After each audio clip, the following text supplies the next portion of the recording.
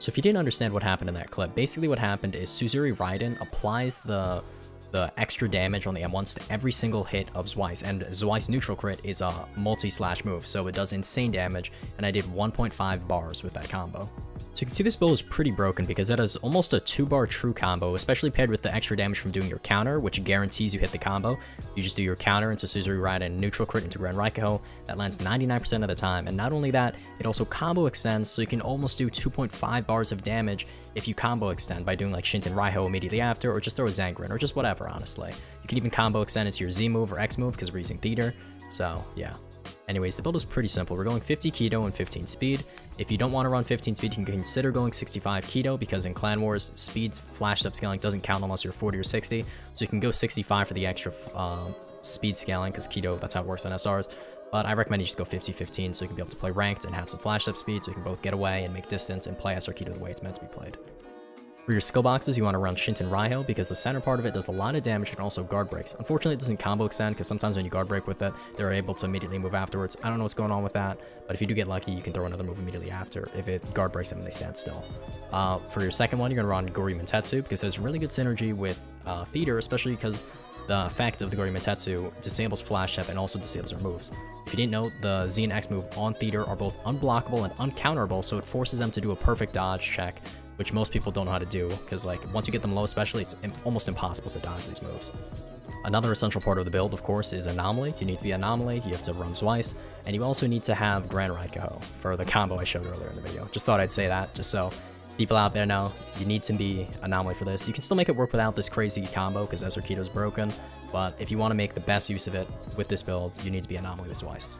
Another important thing you need to know, if you're not on your Shikai weapon, you're going to have a really reduced Ray regen. Like, I think it's almost 50% reduced Ray regen, so you do not want to be on your Zweis unless you're going for a combo, or if you're trying to go for like a combo extend off your 0x move with like back crit on Zweis, I don't recommend you run it. So for your main weapon, you want to run Rapier, because it's really good for building up style, because you know every time you land the crit, you get it back again, and also if you land it 4 times on somebody, you get the really cool effect that lets you M1 dash, so use that to your advantage. Also, you can jump tech on this, so abuse that while you can. I don't know if they're going to patch it, probably not. Anyways, for some combos, of course, you have that 1.5 bar true combo with the Suzuri Raiden, neutral crit, and Grand Raikkoho.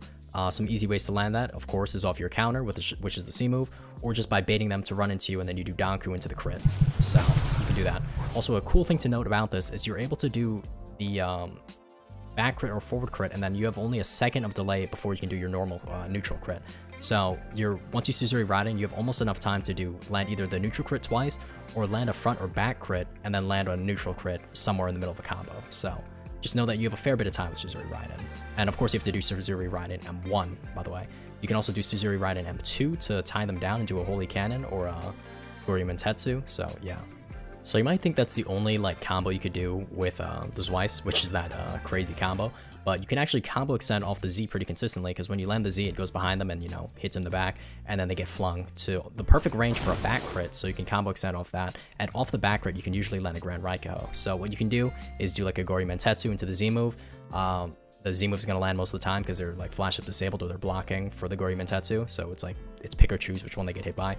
And then you do back crit, Grand Raikkoho, free combo, lands most of the time. It's not true, but it also Grand Raikkoho guard breaks, so there's a pretty big margin of error for them to mess up for you to get a free combo. So I think that's about it for the Zweis combos. Just know that you should utilize your other crits. Your back crit, of course, that I showed earlier, guard breaks, and it goes pretty far. It has a pretty big forgiving hitbox now that they buffed it.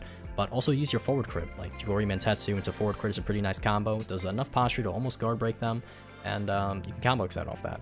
But yeah, I'm done with Zweis combos. Anyways, onto some SR Kido combos. Of course, like I said earlier, you can do Gori Mentetsu into your 0x move, which, because Gori Mentetsu's in the air for a long time and it takes a while to fall to the ground, you're able to stack any move. So you can do your 0x move, which are both unblockable and uncounterable, so it's kind of pretty nice to do that. You can also use Gori Mentetsu to bait out their counter, and then even if you don't throw your Gori Mentetsu at them, like you throw it in the air, you throw it over here, the person's there, and then you do your 0x move, because you're going to have end lag from the counter. That's free damage right there. They're standing still. It's guaranteed to hit your 0x. So just think about baiting out moves. If they're not having a counter, of course, there's no point baiting it. Just throw it at them and throw your 0x move at them as well. And of course, another good combo is you just do Danku into Heavenly Cannon or Gori Mentetsu, because they have really long startups, but it does a lot of damage. So it's kind of unpunishable unless they have a counter. You just either do a lot of posture to them or you hit them with a big move. So yeah.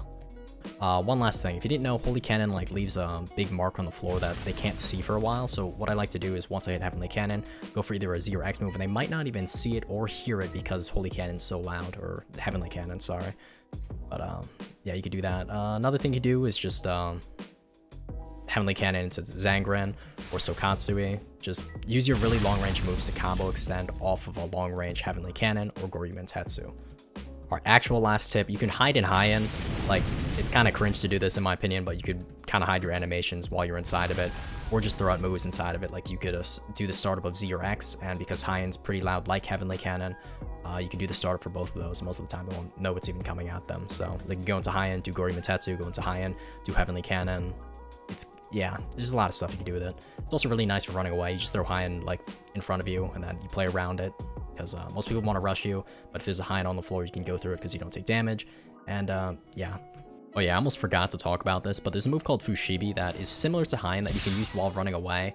And it provides a lot of like free space for you to do moves because if they go into it and get hit by it, it's full blockable, but if they do end up getting hit by it, it disables their flash up, and it's similar to Goryumentetsu in the way you could combo extend into your Z or X moves, or just do another like Heavenly Cannon at them and flash step away and like spam your long range moves at them because they can't flash step. What are they going to do? Catch you?